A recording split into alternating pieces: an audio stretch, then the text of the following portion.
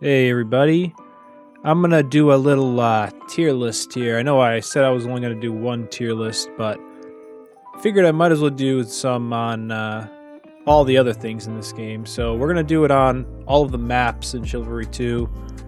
I'm gonna rank every single map and give you a reason why I put it in that section. So let's get into it. First things first, let's start with Aberfell. Aberfell, I think, is actually a very, very solid map. There's a lot of spaces on defense where you can hold them. The first objective, the second objective, the third objective, all very holdable. And the last objective. Pretty much every objective in this game is fair for defense. And on offense, it's a little bit harder sometimes. Especially on that last objective, it's a bit difficult, but it's one of those defense-sided maps that isn't so defense-oriented that it's impossible to win on attack. So that's why I'm gonna put Aberfell in A tier. Also, you gotta say it's a very, very good-looking map. Even the first objective where you're crawling through pig shit to get the pigs on the boat, and the big sprawling hills up to the rocks that you have to push down, and the VIPs are very fun too. Now that last objective isn't balanced that well. It is very defense sided. All you have to do is hide in the back as a VIP, and you basically win if the attack isn't up to it. But just the looks of this map, the objectives are unique compared to a lot of other maps. It's a lot of fun to play on, a lot of open space, which I like, and also a lot of cramped corridors too. It's got a good combination of a little bit of everything. I think it's a very good classic Chivalry map. All right into the next one. We have Ascandir. Now, let's start talking about the visuals first. I actually really like the visuals of this map. Going up to the lighthouse, watching the lighthouse get destroyed. The bridge looks amazing. The library is an extremely unique objective where you have to burn it and put out the fires. And even the big part where you have to knock down the pillars looks really nice. But my issue with this map is the balancing. The first objective, if the defense knows what they're doing at all, can easily hold that first objective. So a lot of the time, you're going to get stopped on the first one. And if you are skilled enough and your team is good enough to get past the first objective, it's pretty much a steamroll throughout there. The bridge is a very nice looking objective, but it's not a real objective. It's too easy, and the objective gets taken too quickly. Everybody knows the bridges in this game are the best things to fight on. The push and pull, if the spawns are good, the push and pull on those bridge fights are the most heart-pounding moments you can have in this game, and they really missed the mark. They could have made the bridge on this map so much cooler to fight on, but it's actually very wide. There's a lot of areas to flank from on the bridge, and it's just so wasted because the attackers have a crazy spawn advantage and they just push through it no matter what. I've never seen a match end on the bridge. And after that, the next objectives, it's the unfortunate reality that Torn Banner spent a lot of time on horses in this game, and most players that I know of don't play this game with horses. And this is a map that was designed around 52 players with horses type game mode. So a lot of it feels very wide open and also very empty, which is why I'm going to be putting it in C tier. Nothing against the looks or anything. It's just way too wide open in a lot of places. A lot of running around to get to the action. The spawns for attack are pretty lopsided at the bridge, which should be one of the better objectives on this map, but it's not. And even the tower pushing over part, it's just It's too wide open. I mean, it's a fun objective, but it just takes a long time to actually get to the fight. I do like the last objective though. Nothing against burning the books. That's actually really fun. Next, we got Baldwin, as I like to call it, Badwin. I do not like the desert style maps. I don't like the way this map looks, and I also don't like the way this map plays. Just like with Asking Deer, this one was designed around having horses, and this first objective, you can really feel it. It takes a really long time to get into the fight. On the first objective, you spawn really far back at the beginning, and it just feels like it takes forever to push those things up to the walls. It really does. It feels like I'm playing for 10 minutes just walking through sand trying to get the ramps up to the wall. And that really takes me out of this map, immersion-wise. The second objective, they did help attack on that a little bit. I actually do kind of like the second objective and the third objective in the town square. Those are both okay, but it's pretty much all downhill from there. The town hall objective is very one-sided for defense. It takes a lot of pushing with your team and taking the top floor to get the town hall. And unfortunately, the town hall could be a good objective, but it's just so difficult on attack. And I do really like that objective sometimes. It depends on what type of team I'm playing with. But it's just very cramped, and there's a lot of difficulty because the defender spawns super close compared to you, and it's just very defensible. And after that, it's all just downhill, really. That's just the beginning of the end. The objective after that, you're pushing these bombards. It's just a boring objective, and then you finally push them all the way up, and most of your teammates don't even know how to use the things. They just shoot at the floor with the bombards. And if you do have a team that knows what they're doing, you basically win it in 2 seconds because everyone's shooting and the walls doesn't have that much health. But again, it's another one that's designed for horses. The last objective, it's designed so that you can use your horses and attack their catapults, or they can attack the things with their horses. There's too much wide open space. It's just not enjoyable. So I'm putting this one in D tier. All right, moving on. We have Bridgetown. Now this one might mean a little bit of hot water, but I actually kind of like Bridgetown. It's got some objectives that are very good for attack, and it has other objectives that are pretty good for defense.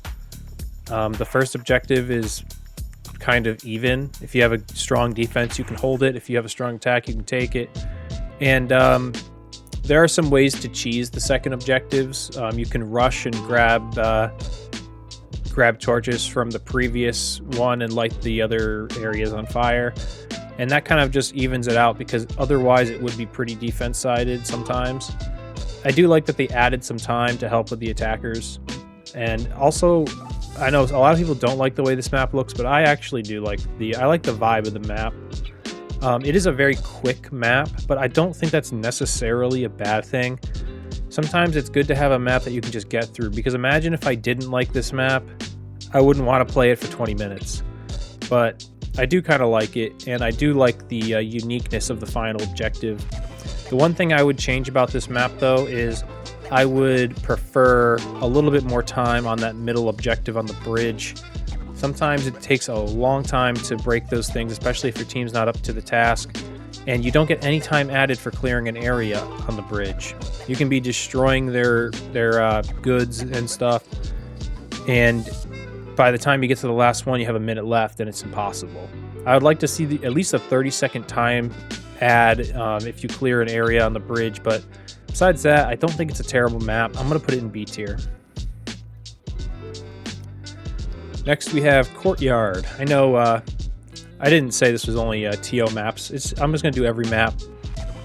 But since this is just a team objective, or not team, since this is just a team deathmatch map, in terms of TDM and LTS, I think this is one of the better ones. For TDM, I think it's one of the better ones because you have a nice little place in the back where your spawn is relatively protected, and you can regroup and get your health back. And there's also some verticality to it. You can attack from the top, you can attack from the lion statue.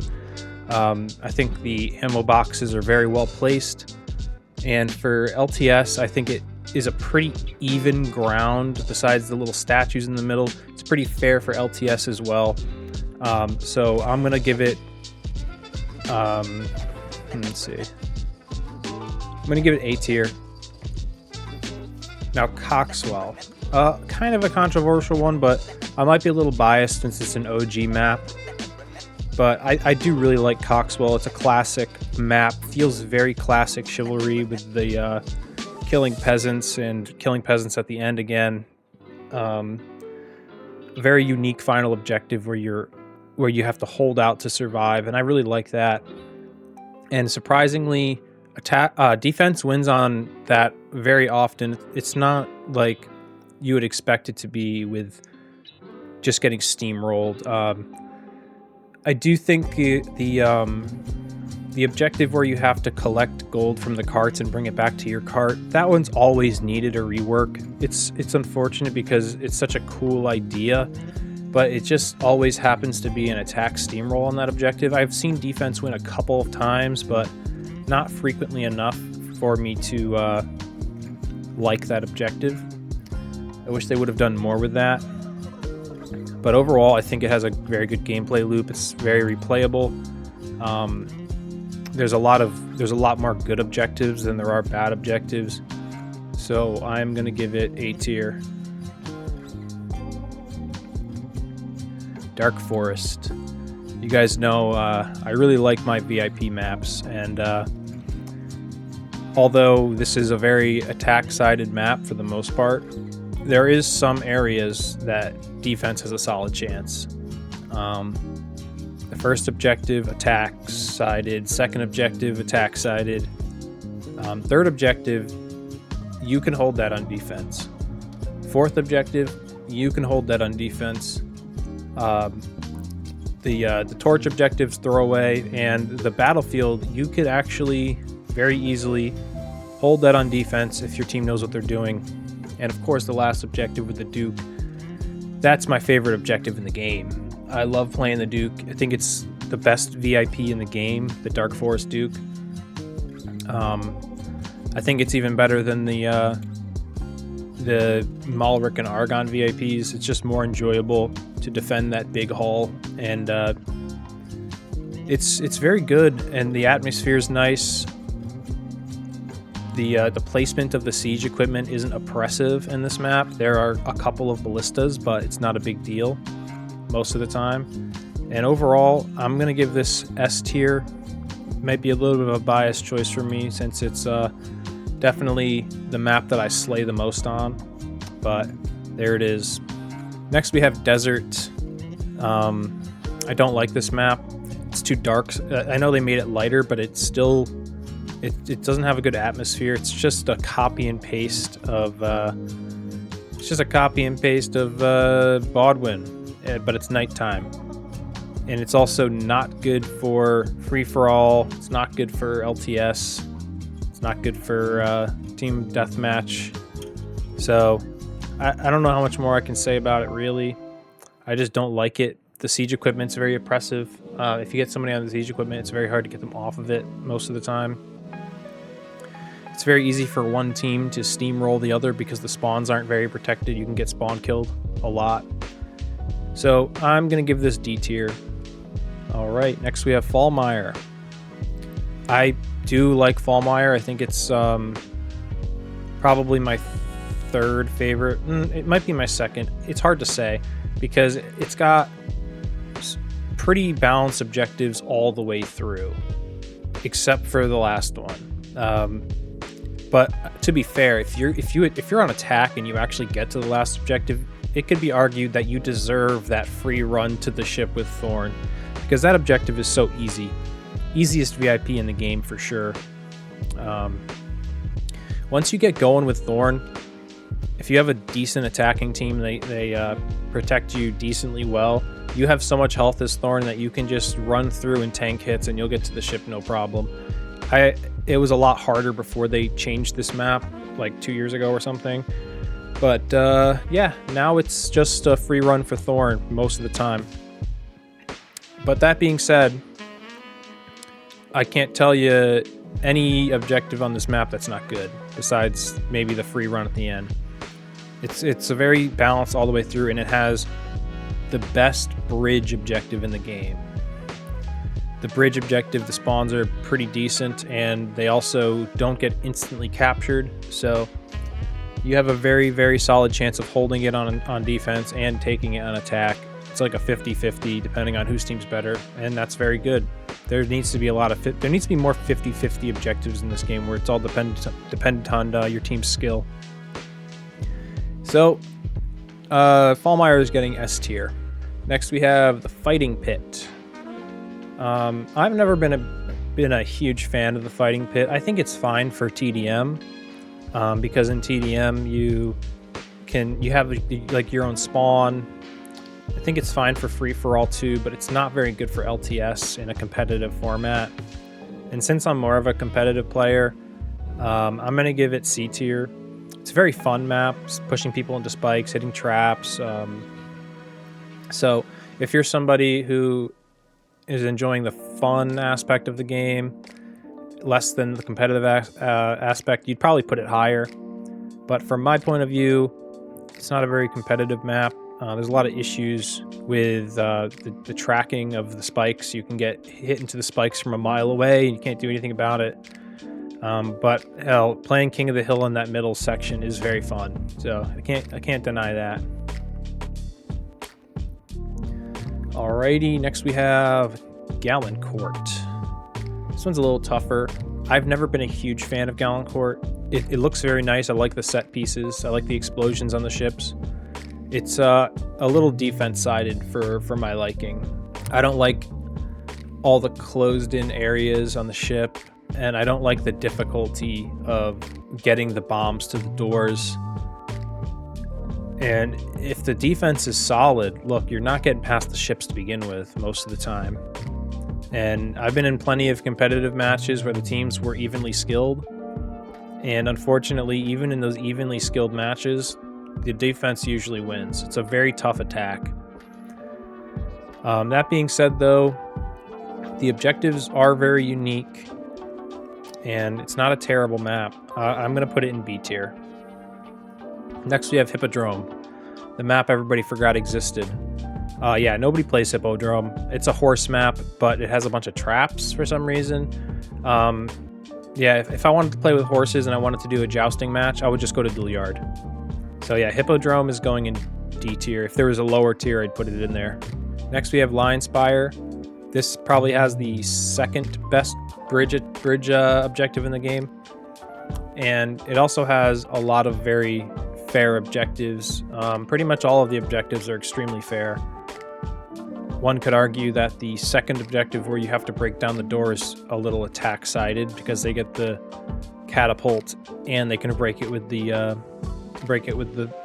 ram. But other than that, little second objective being kind of attack-oriented, it's a very, very good map. It's classic Chivalry, and that's why it was an OG map. So it's going in S tier. It's just classic Chivalry feeling map. Very long map. So if you're playing for a long period, this will take you 20-25 minutes to get through, which is very, very good. Next, we have Mont Crux. This one struggles from the same issue as Bridgetown in that it's very short. There's only like 3 objectives. But the developers tried to artificially make it longer by just making the objectives really hard to take and giving you like 10 minutes to take them. So potentially you could be on this map for like 25 minutes, but if your team is good, you can finish it in 3. So I also don't like the way it looks, really. I'm not impressed by it. There's a lot of cool areas, but you run through them so quickly that you don't notice them. And the objectives just seem uninspired. I run up to a wall, I blow it up with a petard. I do that to both sides. I go in, I turn a crank. I turn the crank open, and then I go and blow up some more stuff.